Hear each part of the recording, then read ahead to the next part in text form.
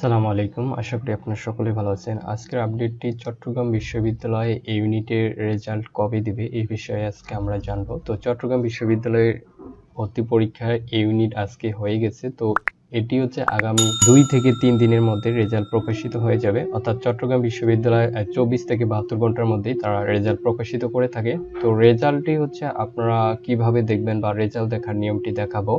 এবং চট্টগ্রাম বিশ্ববিদ্যালয় এই ইউনিটের রেজাল্ট 2025-এর বিস্তারিত তথ্যগুলো হচ্ছে আমি আপনাদের সামনে এখন দেখানোর চেষ্টা করব। চট্টগ্রাম বিশ্ববিদ্যালয় ওয়েবসাইটে আসবেন, এখান থেকে হচ্ছে রেজাল্ট দেখার জন্য হচ্ছে আপনারা হচ্ছে লগইনে ক্লিক দিবেন। লগইনে ক্লিক দেওয়ার পর এখান থেকে হচ্ছে ইউজার আইডি এবং পাসওয়ার্ড দিয়ে লগইন করবেন।